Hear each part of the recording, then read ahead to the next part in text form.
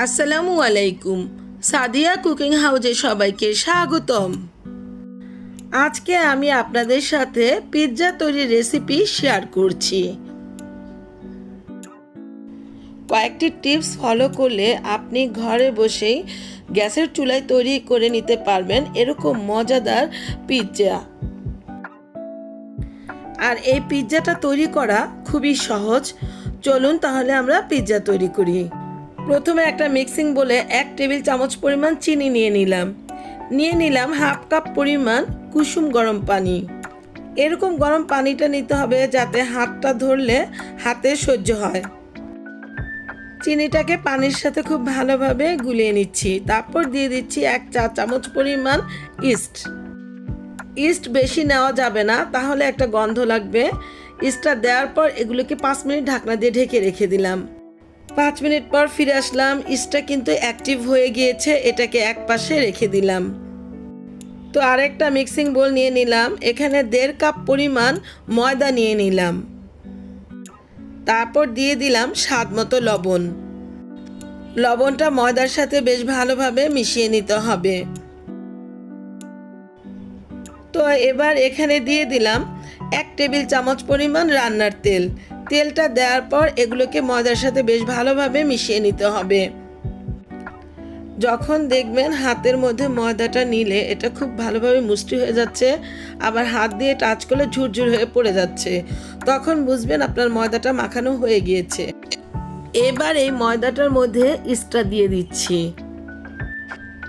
ইস্টটা দেওয়ার পর ময়দার সাথে এটাকে খুব ভালোভাবে মিশিয়ে নিতে হবে। ময়দার ডোটাকে এমনভাবে মিশিয়ে নিতে হবে যাতে হার্ড না হয়ে যায়। আমার আর একটু পানি দরকার, এই তো পানি একটু দিয়ে নিলাম। এখানে আমি এবারও কুসুম গরম পানি দিয়েছি। ময়দার ডোটা নিয়ে টেনশনের কিছু নেই, এটা পরবর্তীকালে ঠিক হয়ে যাবে। তো আমি এই ময়দার ডোটাকে এবার একটা চপিং বোর্ডের উপর নিয়ে নিলাম। তার আগে এই চপিং বোর্ডের মধ্যে একটু ময়দার গুঁড়ি নিয়ে নিলাম। ময়দার গুঁড়িটাকে বেশ ভালোভাবে চপিং বোর্ডের উপরে মাখিয়ে নিচ্ছি। এরপর এখানে ময়দার ডোটাকে নিয়ে নিলাম। ময়দার ডোটাকে আমি এই চপিং বোর্ডের উপরে বেশ ভালোভাবে ময়ান করে নিব।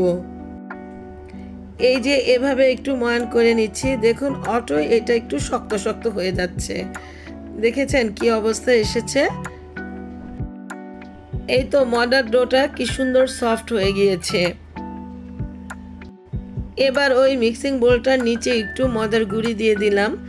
তারপর এই ময়দার ডোটাকে হাত দিয়ে আবার একটু নেড়ে চেড়ে এই মিক্সিং বোলের মধ্যে রেখে দিলাম।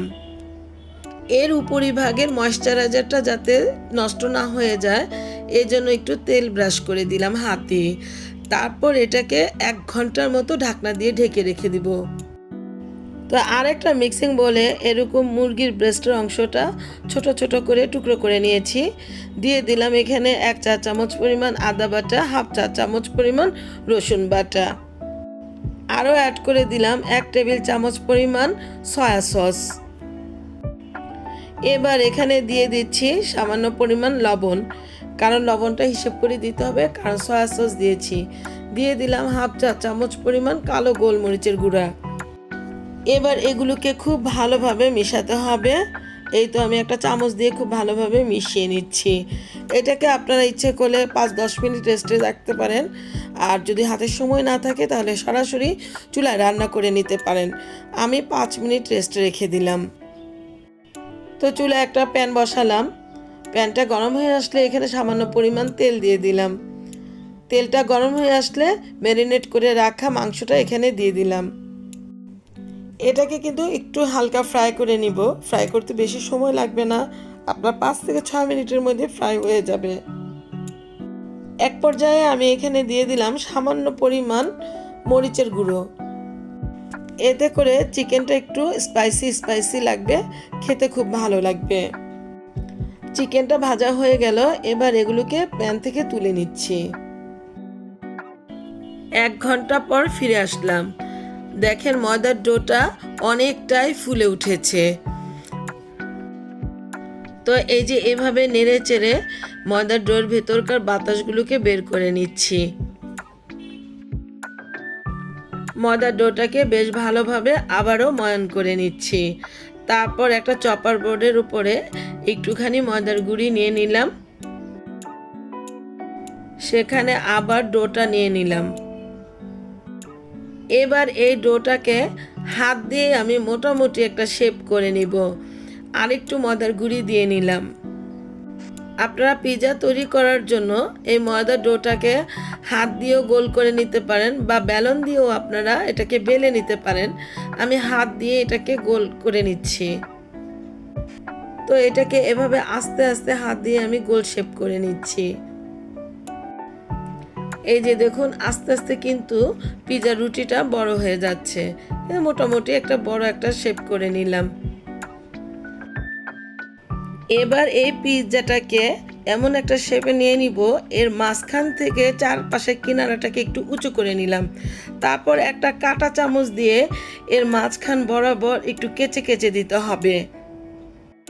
এই তো কাঁটা চামচ দিয়ে একটু কেচে দিলাম।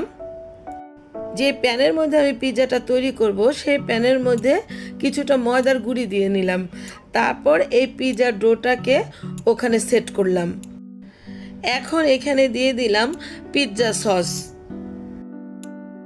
পিৎজা সসটাকে খুব ভালোভাবে মাঝখানটা লাগিয়ে নিব। তারপর দিয়ে দিলাম মজারেলা চিজ। এই ডোয়ের মাঝখানের অংশটায় মজারেলা চিজটাকে খুব সুন্দরভাবে দিয়ে নিতে হবে। তারপর এখানে দিয়ে দিলাম ভেজে রাখা চিকেনের টুকরোগুলো। এই যে এক এক করে চিকেনগুলো এভাবে দিয়ে দিচ্ছি। তো আমার চিকেনের টুকরোগুলো দেওয়া হয়ে গেল। এবার এখানে দিয়ে দিচ্ছি সবুজ রঙের ক্যাপসিকাম। ক্যাপসিকামটাকেও এভাবে লম্বালম্বি করে কেটে নিয়েছি। দিয়ে দিলাম আবার লম্বালম্বি করে কেটে রাখা টমেটো। আমার কাছে লাল ক্যাপসিকাম ছিল না, কাজে আমি টমেটোটা এভাবে করে দিলাম। তারপর দিয়ে দিলাম রিং করে কেটে রাখা পেঁয়াজ। এই যে এভাবে পেঁয়াজগুলো দিয়ে দিচ্ছি। তো পেঁয়াজগুলো দিয়ে দিলাম। তারপর এর উপরে আরও মজারেলা চিজ এভাবে গ্রেট করে দিচ্ছি। এবার এর চারপাশে একটা ডিম ভেঙে ব্রাশ করে দিচ্ছি। এতে করে যখন আপনি এটা চুলায় বেক করবেন তখন এর চারপাশটা বাইরের পিৎজার মতো হলুদ রং দেখাবে। এবার চুলায় একটা তাওয়া বসালাম। এই তাওয়াটাকে একটু গরম করে নিয়েছি। গরম করে নেওয়ার পর এই প্যানটাকে দিয়ে দিলাম এই তাওয়াটার উপরে। প্রথমে এটাকে ঢাকনা দিয়ে ঢেকে দিলাম। এই ঢাকনাটা ছিদ্রটা একটা কাগজ দিয়ে এভাবে সিল করে দিলাম, যাতে এর তাপটা বাইরে বের হতে না পারে। এই অবস্থায় প্রথম 5 মিনিট চুলার হিটটা অনেক বেশি থাকবে। তারপরে হিটটা মাঝারি থেকে নিচুতে রেখে 20 মিনিট বেক করে নিব। 20 মিনিট পর ফিরে আসলাম। এই যে দেখুন, মাশাআল্লাহ পিৎজাটা খুব সুন্দর হয়েছে। এবার এটাকে প্যান থেকে তুলে নিচ্ছি। তো এই যে পিৎজাটা তুলে নিলাম। এবার আপনাদেরকে এটা কেটে দেখাচ্ছি কেমন হয়েছে আমার পিৎজাটা। তো আমার কাছে কুকি কাটার নেই, একটা চাকু দিয়ে কেটে নিলাম পিৎজাটা।